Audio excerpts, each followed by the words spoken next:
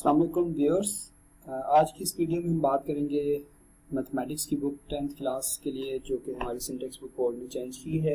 उसके पहले चैप्टर का टाइटल जो है वो सेट्स है और सेट के अंदर हम आज डिटेल में डिस्कस करेंगे कि सेट्स हमारे पास इस चैप्टर के अंदर 17.1 एक्सरसाइज को सॉल्व करने के लिए कौन कौन से सेट्स के कॉन्सेप्ट्स हमें यूजेस करने होंगे वहाँ पे और कौन कौन से फॉर्मूलेज हमने वहाँ पे यूज़ करने होंगे। सो स्टार्ट करते हैं। सबसे पहले मैं आपको बता देता हूँ कि सेट हैं क्या। ये होपफुली पहली वीडियो हमारी टोटल ओवरऑल सेट्स के कॉन्सेप्ट से रिलेटेड होगी और मे भी हो सकता है कि 2 पार्ट्स में डिवाइड हो जाए और उसके बाद फिर जो है हम 17.1 के सोल्यूशन की बात करेंगे। सो लेट्स स्टार्ट फॉर्मली कि what is a sets. Set को जो है हम पढ़ने के लिए इन बातों का ख्याल रखते हैं और ये अगर हम देखेंगे तो हमारी कोई छोटी क्लासेस 7-8 क्लास से हमारे यहाँ सेट्स की बात होनी शुरू हो जाती है। सो मैं इसकी डेफिनेशन पे नहीं जा रहा, मैं जस्ट एक दो बातों का मेनली जो है वो आपसे डिस्कस करके और फिर हम फर्दर डिस्कस करते हैं कि सेट्स को लिखते किस तरह से। सो सबसे पहले तो ये है कि सेट को रिप्रेजेंट करने के लिए हमें हमेशा कर्ली ब्रैकेट्स बनानी चाहिए। दूसरी बात कि सेट को इस सेट के लिए हमें कोई ना कोई इसका नाम भी होना चाहिए। सेकंड बात ये होती है सेट को स्टडी करने के लिए हमें ये पता होना चाहिए इसका कोई ना कोई नाम होगा और नाम हमेशा हम कैपिटल लेटर में लिखते हैं।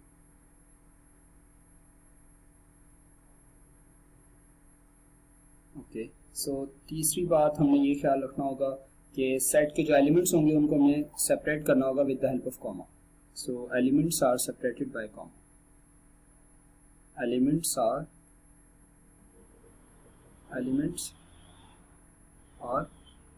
separated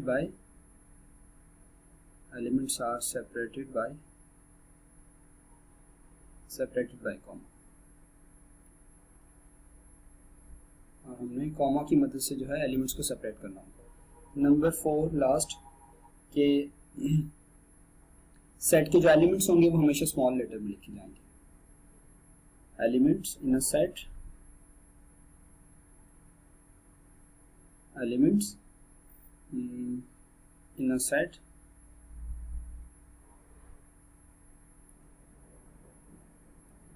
are small in letter, means वो कैपिटल में नहीं होंगे कभी भी। जैसे मैं आपको एक मिसाल दे दूं कि फर्ज करें ये हमारा एक सेट है ए और ये इसका कैपिटल नाम है इसका ऑब्वियसली और ये हमने कर्ली ब्रैकेट बनाई है और ये इसके एलिमेंट्स हैं A B C and D. अब आप इस सेट को देखेंगे ना, इसकी पहली एग्जाम्पल को, तो आप फील करेंगे कि मैंने इनमें चारों बातों का ख्याल रखा है। ये पहली बात ये है कि इसके अंदर कर्ली ब्रैकेट्स हैं। दूसरी बात ये है कि इस सेट का कोई ना कोई नाम है जो कि कैपिटल लेटर में है। तीसरी बात ये है कि इसके एलिमेंट्स को जो है मैंने सेपरेटेड बाय कॉमा से सेपरेट किया है, स्पेस दिया है इनके बीच में। और चौथी बात का मैंने ये ख्याल रखा है कि इसके जो एलिमेंट्स हैं वो स्मॉल हैं। अच्छा, ये तो लेटर्स का सेट हो गया ना। हम इसी तरह से हम कोई एलिमेंट्स उसका नंबर्स का सेट भी लिख सकते हैं, उसमें भी हम यही सेम स्ट्रेटजी फॉलो करेंगे 1 2 3 4 5 बाय द वे। सो अब इसके बाद हम बात करते हैं कि सेट को जो है हम सेट की कितनी काइंड्स हैं, मतलब हम किस तरह से सेट को लिखते हैं, कितनी तरह से हम सेट को रिप्रेजेंट करते हैं। मैं एक फ्लो चार्ट बना के आपको समझाता हूँ। ये हो गया सेट और इस तरह से मैं इसे एक्सप्लेन कर देता हूँ कि सेट को हम 3 तरह से रिप्रेजेंट करते हैं। सबसे पहला है टेबुलर फॉर्म,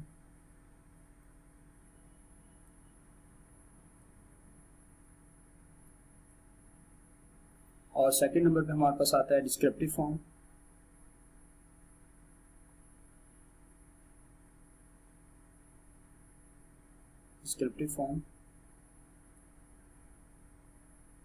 और लास्ट वन है सेट बिल्डर फॉर्म।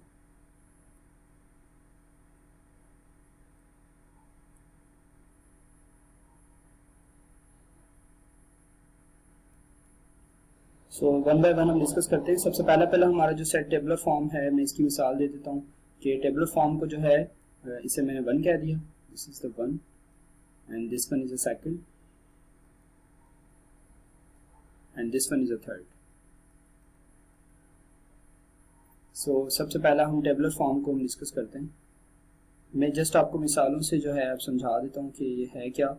डेफिनेशन पे हमने इतना फोकस नहीं करना, आपको जस्ट पता होना चाहिए कि इस फॉर्म को हम टेबुलर फॉर्म कहते हैं। जिससे कि first A is equal to हमारा एक सेट है, उसके अंदर ये कुछ एलिमेंट्स लिखे हुए A E I O and you.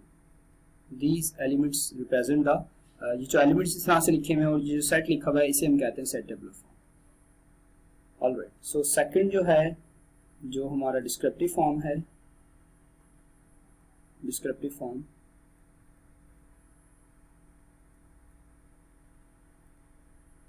Descriptive form, इसे मैं लेट सपोज कैपिटल एक्स से लिख रहा हूँ और इसी जो मैंने सेट ऊपर ए लिखा है ना, इसी को मैं इंग्लिश में मतलब कि एक्सप्रेस कर दूंगा in with the help of sentence. मैं कहूंगा द सेट ऑफ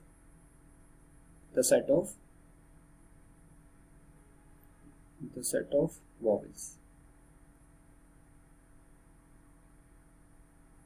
तो ये आपके पास डिस्क्रिप्टिव फॉर्म हो गया। अब सेट बिल्डर फॉर्म की मैं मिसाल आपको यहाँ दे देता हूँ।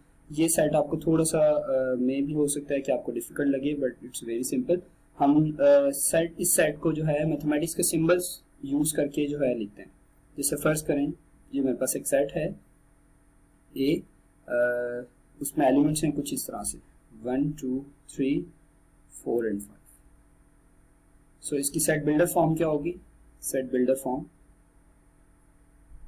ऑब्वियसली ये ए सेट जो गिवन है वो टेबुलर फॉर्म में है, लेकिन मैं बिल्डर फॉर्म आप लोगों को लिख के दिखा रहा हूँ। Set tabular form, sorry set builder form. Set builder form को मैं लिखूंगा कि जैसे कि a इज इक्वल्स टू, इस तरह से लिखूंगा कि x such that x belongs to, this symbol represent the belongs to set of natural number। set of natural number को हम n से प्रेजेंट करते हैं like this, और फिर हम लिखेंगे this is the symbol for and। कहाँ से कहाँ तक है? 1 से और 5 तक। ये आपके पास एक मैंने सेट बिल्डर फॉर्म में लिख के दिखा दिया। मैंने कहा था कि ये हम with the help of mathematics के जो सिंबल्स हैं उनको यूज करते हुए, इनक्वालिटीज को यूज करते हुए हम इस सेट को लिखते हैं। एक मिसाल और ले लेते हैं इसकी। फर्ज करें एक सेट है आपके पास, वो कुछ इस तरह के एलिमेंट्स लिखे हुए हैं 6 7 8 एंड 9। सो ये आपके पास एक सेट है ए जिसके अंदर ये एलिमेंट्स लिखे हुए हैं 6 7 8 9। सो इसे मैं सेट बिल्डर फॉर्म में लिखूंगा तो मैं इसे कुछ इस तरह से लिखूंगा x such that x belongs to the set of natural number। Again set of natural number को हम n से प्रेजेंट करते हैं। So this is the symbol for and. और सो 6 से लेके 10 तक के, मतलब ये 5 से बड़े हैं और 10 से लेस हैं, तो मैं इसे इस तरह से लिख सकता हूँ 5 इस तरह से लिख सकता हूँ। सो ये हो जाएगा, सॉरी जी, ये हो जाएगा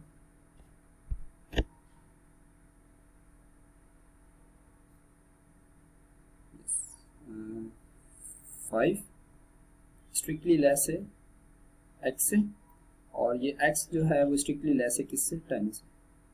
मीन्स मैं ये शो करना चाह रहा हूँ कि 5 से बड़े एलिमेंट्स हैं और 10 से लेस एलिमेंट्स हैं, और वो कौन से एलिमेंट्स हैं? Set of natural numbers. So ये मैंने इसको सेट बिल्डर फॉर्म में लिख के दिखा दिया। ऑलराइट, सो अब हम बात करते हैं कि फर्दर सेट्स की जो टाइप्स हैं वो कौन सी हैं। जैसा कि फाइनाइट सेट है, इनफाइनाइट सेट्स हैं, आप लोगों ने पहले सुने होंगे, मैं जस्ट आप लोगों को रिकॉल कर देता हूँ और फिर एक एक एग्जांपल हम कर लेते हैं कोई, देन हम फिर एक्सरसाइज को स्टार्ट करेंगे। So let's start. यस, सबसे पहला हमारे पास आ जाता है कि नल सेट।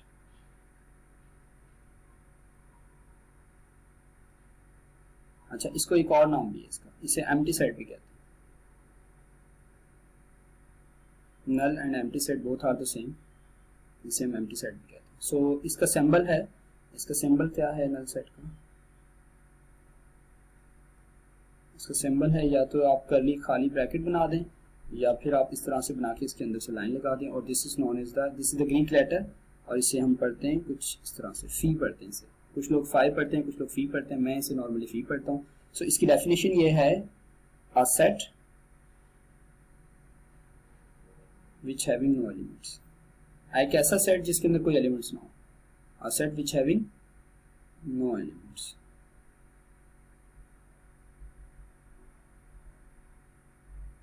ऑलराइट, सो इसे हम कह सकते हैं कि हमारा एक नल सेट है। आई होप कि आपको समझ आ गया होगा। एक ऐसा सेट जिसे फर्ज करें आपके पास एक सेट है, इसके अंदर कोई एलिमेंट्स नहीं है, this is known as the null set. This is example of null set. Alright, so second है, ये फर्स्ट हमारी डेफिनेशन थी। सेकंड है हमारे पास सबसेट क्या होता है। इससे पहले हम फाइनाइट और इनफाइनाइट की बात कर लेते हैं, then we have to move on the subset finite set. अच्छा जी, फाइनाइट सेट का मतलब ये होता है कि जिसके अंदर एलिमेंट्स जो है ना हम काउंट कर सकें। जैसा कि एक सेट है ए, इसके अंदर एलिमेंट्स कितने हैं, 1 2 3 6 and 7, these are the elements. So मैं इन एलिमेंट्स को काउंट कर सकता हूँ, so that's why this set is a finite set. So ये हम कह सकते हैं कि this is a finite set. I hope कि ये समझ आ गया होगा, बहुत आसान सा कॉन्सेप्ट है। फाइनाइट सेट का मतलब वो होता है जिसके एलिमेंट्स हम काउंट कर सकें। We can count the elements. We can count elements. Count elements. ये आप लोगों के समझने के लिए लिखी है डेफिनेशन, वैसे एज सच को नीड नहीं है। और थर्ड नंबर पे हमारे पास आता है इनफाइनाइट सेट। इनफाइनाइट सेट, अब ऑब्वियसली ये फाइनाइट जो था जिसे हम काउंट कर सके हैं, और इनफाइनाइट कौन सा होना चाहिए, इनफाइनाइट सेट वो होगा जिसमें हम जिस सेट को हम काउंट नहीं कर सकते। जैसे फर्ज करें सेट ऑफ नेचुरल नंबर है 1 2 3 4 5 and up to so on, ये हम काउंट नहीं कर सकते। इसी तरह से एक और सेट है, हम रियल लाइफ से लें, the set of stars in the sky, the set of star, the set of star, ये भी हमारे पास क्या है, ये भी हमारे पास एक सेट ऑफ स्टार जो है, ये भी हमारे पास set of star in the sky.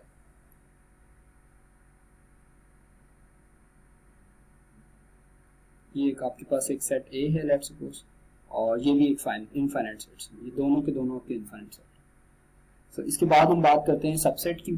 तो सबसेट के लिए मैं पेज को मूव करता हूँ।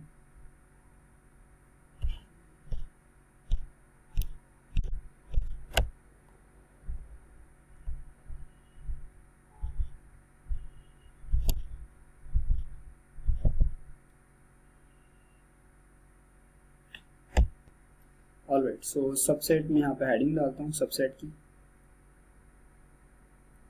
और फिर मैं आप लोगों को सबसेट की डेफिनेशन बता के और एक एग्जांपल दे के फिर मैं नीचे बात करता हूँ कि जो प्रॉपर्टीज मैंने ऑलरेडी पेस्ट की हुई हैं तो इनके बारे में हम वन बाय वन बात करते हैं। सबसे पहले आप सबसेट देखिए। सबसेट का कॉन्सेप्ट ये है, सबसेट का सिंबल जो है वो ये होता है, this is the symbol for the subset. Symbols इसमें बहुत ज़्यादा ज़रूरी हैं, और सिंबल्स काइंडली आप याद रखें, अपने नोट्स में ऐड कर लें, क्योंकि सिंबल्स के बिना सेट थ्योरी जो है वो हम इजीली अंडरस्टैंड नहीं कर सकते। सो एक सेट है आपके पास ए, 1 2 3 4, और दूसरा सेट है आपके पास बी, उसके अंदर एलिमेंट्स हैं 1 2 3 4 5 एंड 6। तो अब मैं ये कह सकता हूँ कि ए जो है ना वो बी का सबसेट है, ए जो है वो बी का subset.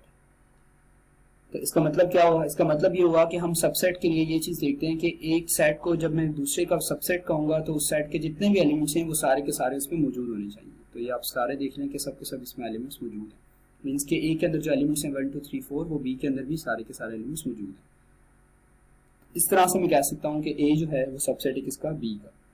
So this is one example.